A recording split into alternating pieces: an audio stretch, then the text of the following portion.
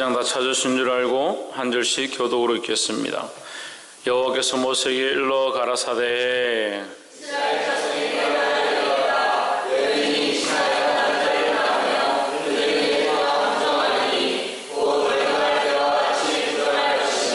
제8일에는 그 아이의 양피를 뵐 것이요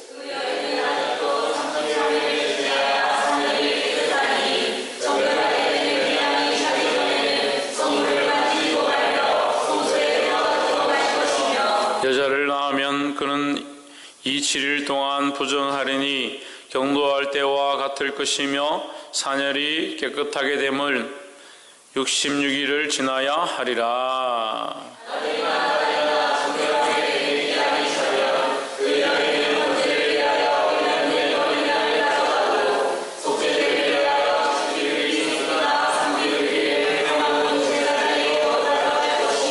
제사장은 그것을 여호와 앞에 드려서 여인을 위하여 속죄할지니 그리하면 사녀리 깨끗하리라. 이는 자녀간 생산한 여인에게 대한 규례니라. 그 여인의 힘이 어린 양에 미치지 못하거든 산비둘기 둘이나 집비둘기 새끼들을 가져다가 하나는 번제물로 하나는 속죄제물로 삼을 것이요 제사장은 그를 위하여 속할지니 그가 정결하리라. 아멘. 기도하겠습니다. 거룩하신 하나님, 주의 이름을 찬양합니다. 우리 연약한 자들 주의 거룩의 백성들로 삼으시고 하나님을 닮아가며 예수를 닮아가며 그리스도로 옷 입게 하심을 감사합니다. 더욱 거룩하여 지게 하시고 정결하여 지게 하시고 분별되어 지게 하셔서 이 세상과 구별되어지며 하나님이 기뻐하신 거룩의 옷을 입을 수 있도록 우리를 인도하여 주시옵소서. 주께서 가르치시며 말씀하실 줄 믿사옵고 살아계신 예수 그리스도 이름으로 기도하옵나이다. 아멘. 할렐루야. 우리 옆에 상인사를 사랑합니다. 축복합니다.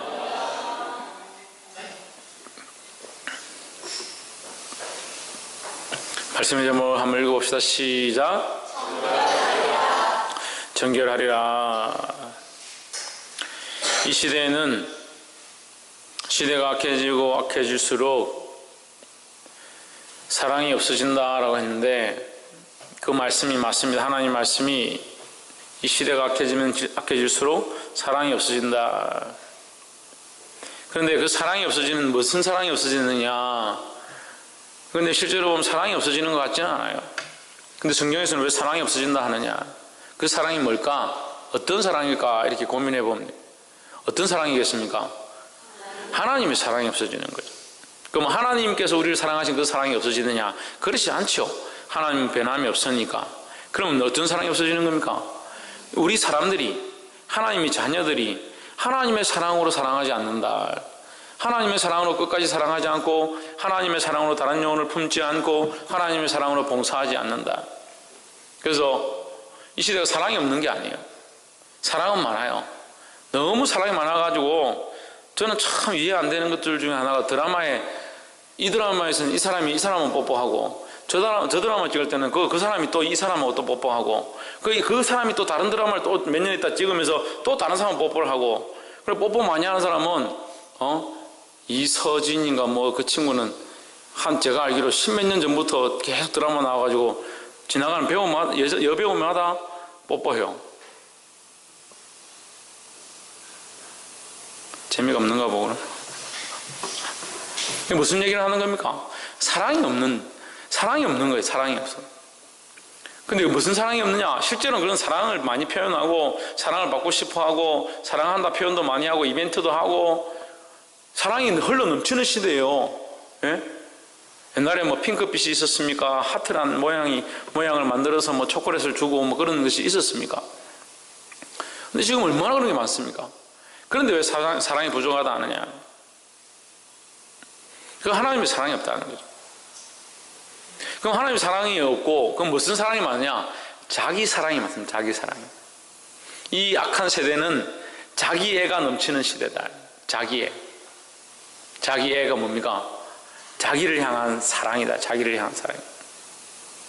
자기를 사랑하고, 그래서 성경에 뭐라고 하냐, 사랑이 없어지고 자긍하고, 자긍이 뭐냐면 자기를 사랑하는 거예요. 자기를 사랑하는 거예요. 자기를 사랑해서 자기를 위하여 쾌락을 즐기고, 자기를 위하여 즐거움을 찾고, 자기를 위하여 어떻게 하면 자기를 기쁘게 할까, 자기 스스로를 자꾸 부추기는. 그래서 시집가기 싫어하고 장가가기 싫어하는 것도 그런 모양의 한 부분인 것 같아요. 그 믿음으로 주를 위해 혼자 된 사람도 있지만, 그렇지 않고 자기만 사랑하니까 결혼하는 것이 귀찮다, 자식을 낳는 것도 귀찮다, 내 혼자 즐겁고 내가 먹고 싶을 때 먹고 마시고 취하고 즐겁게 지내면 되지 왜 결혼을 해야 되냐, 그 자기 사랑에 도취하는 거예요.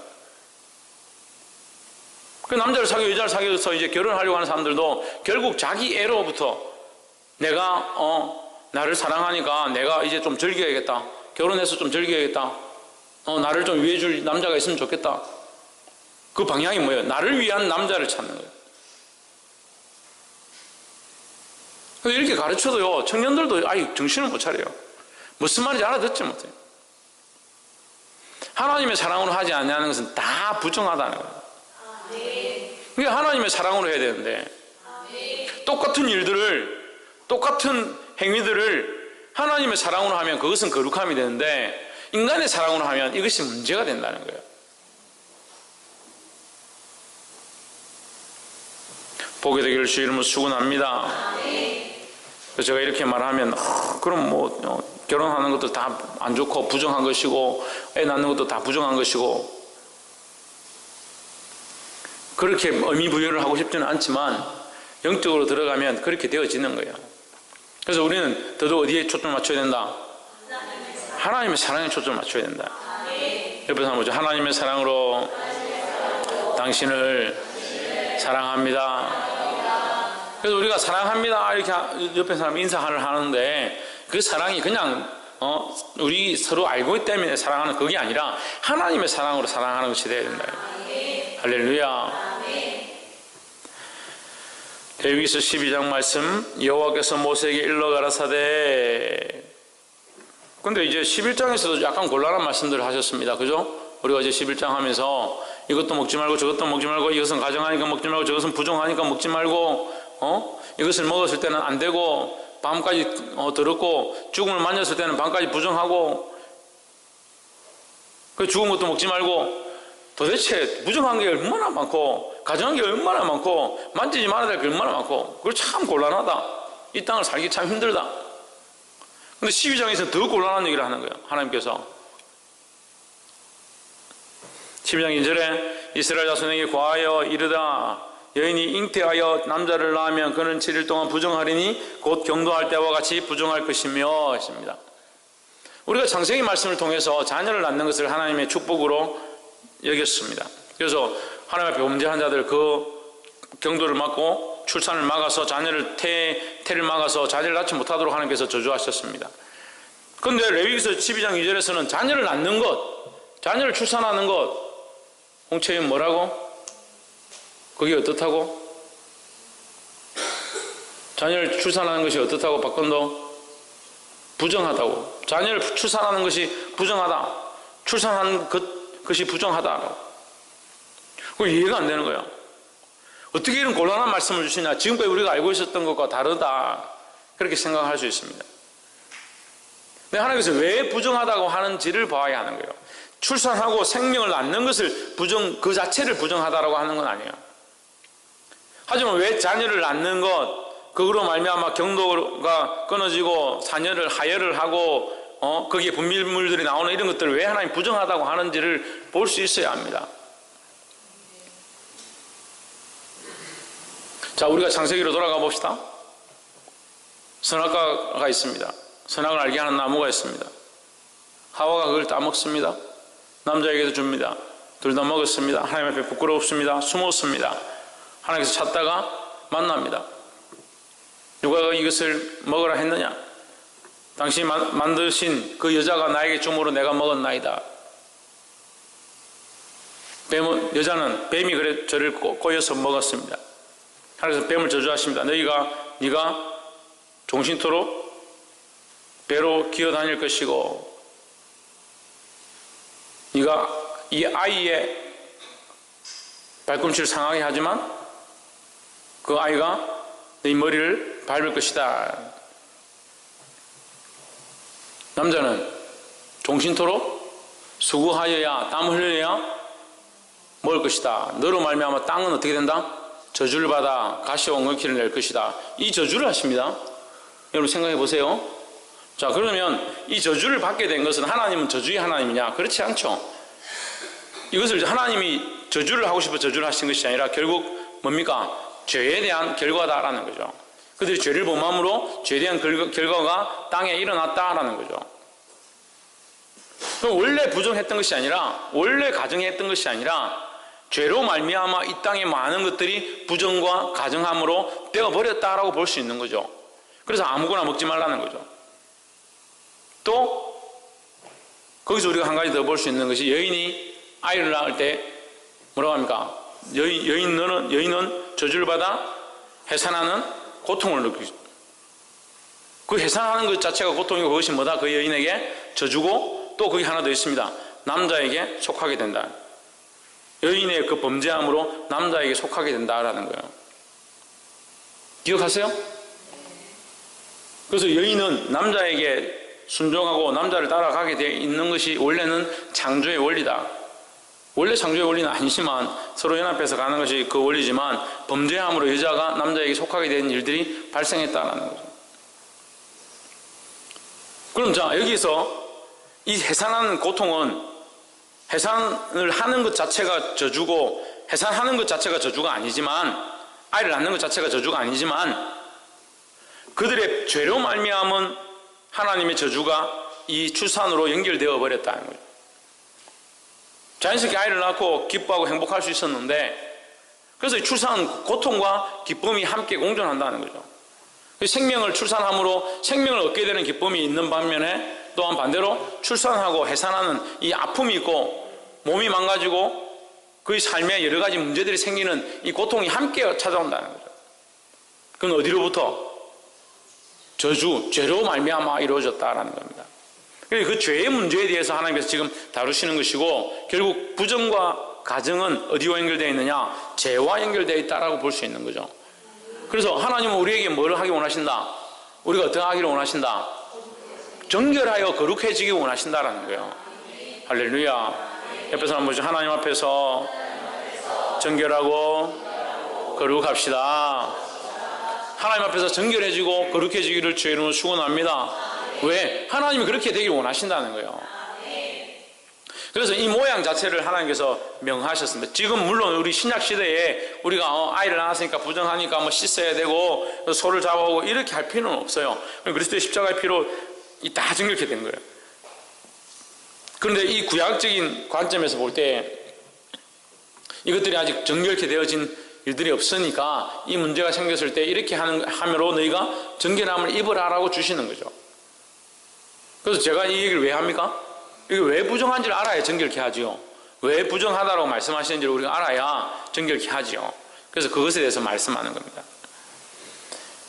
그래서 이스라엘 자손에게 고하여 이르라. 여인이 잉태하여 남자를 낳으면 그는 7일 동안 부정하리니 곧 경도할 때와 같이 부정할 것이며. 경도는 뭡니까? 예, 월경은 여러분 성경에 월경에 되어 있네. 그 월경하고 생리하는 것 또한 어디와 연결됩니까? 출산과 연결됩니다. 그러니까 출산하고 해산하는 그 자체가, 해산하는 자체는 죄가 아니고 저주가 아니지만, 우리가 범죄함으로 말미암아 출산으로 연결되어진 고통을 주셨기 때문에 이 월경하는 것 그리고 출산하는 것이 고통이 따라간다는, 고통이. 그래서 여자들이 생리를 하고 월경을 하는 것 가운데 고통이 있고, 아이를 낳고 출산하는 것들 가운데 고통이 있고, 아이를 낳아서 양육하는 데 고통이 있고, 남자에게 속하게 되어서 남자의 지배를 받는 것 가운데 고통이 있다는 거죠. 왜요? 왜 있습니까? 왜 죄로 말미암은 것이다는 거예요. 근데 이것은 사실이고, 하나님 우리가 이 사실 가운데 매여서 주의 일을 하지 못하게 되는 자가 되지 원치 않는 거죠. 그래서 이것 가운데 놓여서 자유하길 원하시는데, 이 부정한 것들로부터 자유하여서 정결해지길 원하시는 겁니다. 아멘. 할렐루야. 아멘. 3절에 제8일에는 그 아이의 양피를 뵐 것이요 했습니다. 8일이다. 이제 제7일은 완전한 수죠. 8은 뭐냐? 완전함에 끝나고 다시 시작되어지니까 이게 8이라는 숫자는 부활이라는 숫자를 의미합니다. 그래서 다시 시작한다. 그러니까 7은 완전한 숫자로 끝났고 8은 다시 시작한다. 8일째 그 아이의 표피. 이거는 이제 아이들, 남자아이의 뭐예요? 이 생식기 기두부를 자르는 거예요. 이게 복용수술을 하는 거죠. 이것은 뭘 의미합니까? 이게 정결하게 하는 건데 그 부분을 자른다는 건 뭡니까? 생식에 대한, 생명에 대한 것을 잘라버린다. 자르고 다시 살아간다. 그래서 우리의 세례가 뭐예요? 세례가 지금 우리가 물로하는 세례와 할례를 연결한다고 했잖아요. 세례는 뭡니까? 내가 예수 그리스도를 믿고 구원받았음을 압니다. 그래서 나는 하나님의 은혜로만 예수 그리스도의 십자가로만 구원을 얻습니다라는 것을 입으로 고백하는 자에게 이 세례를 줘서 새로운 사람으로, 하나님의 사람으로 살게 하는 것이 세례라는 거죠. 그래서 이 아이를 표피를 잘라서 그 피를 쏟고 이 아이에게 이제 너는 이전처럼 이제 묶여있는, 갇혀있는 자가 아니라 이 잘라서 새로운 사람이 되었다, 해방된 자가 되었다라는 의미로 이 표피를 자르는 거예요. 잘라서 누구의 것이 된다? 하나님의 것이 된다는 거죠. 그래서 이것은 제7에서 제8일에 이루어진다. 이 새로운 삶을 살게 되어진다. 태어나서 저주로 말미암은, 인생의 죄로 말미암아 부정한 자로 저주의 모습 아래서 태어났지만 하나님의 은혜로 이제 잘라짐으로 말미암아 구원의 삶을 누려라, 이런 의미를 가지고 있는 거예요. 그래서 우리 또한 마찬가지로 이 땅에 죄로 말미암은 죄인으로 살아가고 있지만 세례를 받고 예수 그리스도를 믿음으로 우리는 구원을 가지고 하나님 나라의 소망을 가지는 거죠. 이 땅에 매여 있어서, 육체에 매여 있어서 죽을 수밖에 없는 우리가 세례를 받고 구원의 소망을 가지면 어떻게 합니까? 기쁨 가운데 살 수 있는 거죠. 할렐루야. 죄로 말미암은 저주, 지옥의 심판으로부터 우리는 하나님 나라의 소망을 가지게 된 자로 이게 바뀌어지는 거예요. 할렐루야. 그래서 12장 3절 통해서 하나님 우리에게 뭘 주신다? 소망을 주신다는 거예요. 이 아이의 이 표피를 자름으로 이 아이를 갖다 버려라, 고통을 줘라, 이 아이 피를 흘리게 해라, 그런 의미가 아니라는 겁니다. 할렐루야. 이 의미를 알지 못하면 왜 굳이 그 어린 아이에게 그런 짓들을 해야 되냐, 왜 피를 흘리게 하느냐, 그렇게 볼 수 있지만 다 하나님께서 주시는 이유가 있고 의미가 있다는 거예요. 그래서 결국 이 여인이 해산한 그것이 하나님 앞에 부정하지만 하나님께서 그것을 정결케 하기 원하시고, 또한 이것으로 태어난 생명도 또한 어떻게 하기 원하신다? 정결하게 바꾸기를 원하신다는 거예요. 할렐루야. 홍준이 어떻게 하기 원하신다?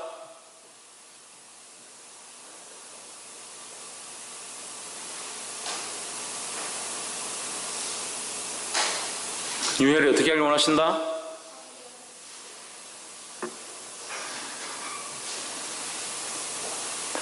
박승희 어떻게 하길 원하신다? 할렐루야.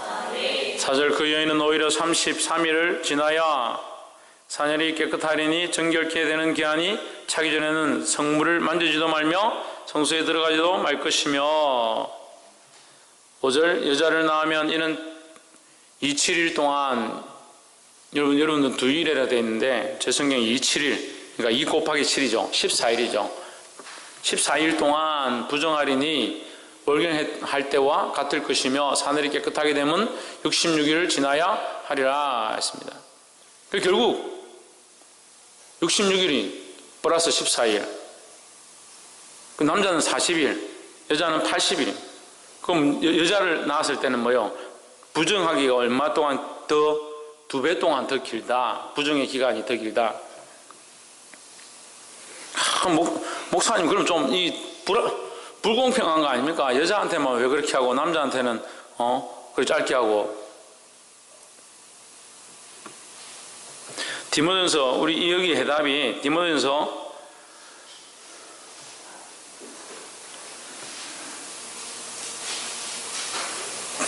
2장 한번 봅시다. 2장 14절과 15절.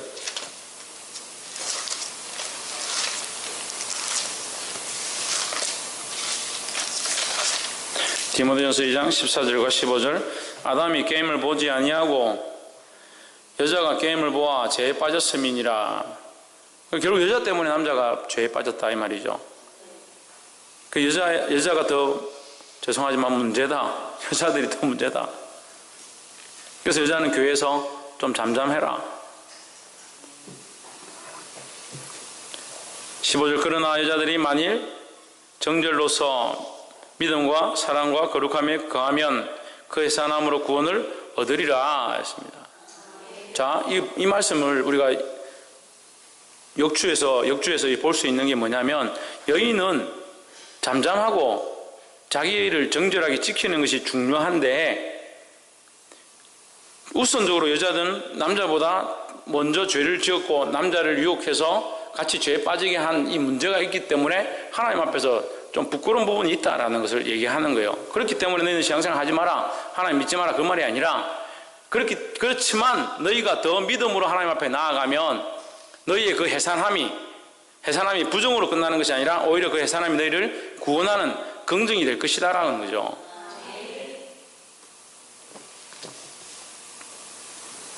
할렐루야. 그러니까 과거에 뭐 아담이 하와가 어쨌거나 그게 중요한 것이 아니라 지금 우리가 믿음으로 살고 있는가 안 하고 있는가 그게 더 중요하다는 거죠. 그래서 레위기서 12장 우리 말씀을 통해서 남자는 뭐 40일 여자는 왜 80일이냐 불공평하다 그럴 필요 없습니다. 우리는 지금 오늘날 뭐 우리와 관계는 없잖아요. 우리와 하고 크게 관계는 없잖아요. 하지만 연약하다 여자들은. 자매들 손 들어보세요. 여자분들 손 들어보세요. 나는 연약합니다. 예, 내리시고. 연약하기 때문에 더 어떻게 된다? 더 조심하고 믿음 안에 있어야 된다는 거예요. 그 자매들 연약한 건 인정해야 된다. 그리고 우리가 뭐 서로 공평하고 불공평하고 남자들이 뭐 더 놀랍고 뭐 여자들은 좀 천하고 이렇게 말하는 것이 아니라 연약하다. 육체적으로 연약하고 심적으로 연약함에 대해서는 인정해야 된다는 거예요. 그럼 남자들은 강하냐? 뭐 육체는 강할지 모르겠습니다. 그럼 정신적으로 요즘 약한 남자들 얼마나 많아요. 그것이 우선과 차선의 그런 의미가 아니라 연약한 그릇이다. 이거 신학적인 표현이에요. 여인은 연약한 그릇이니 형제들이 보호해야 된다라고. 그게 연약한 그릇이다는. 연약하지만 중요한 게 뭐다? 믿음으로 자기를 지키느냐, 하나님의 정결함을 지키느냐, 그게 중요하다는 거죠. 할렐루야.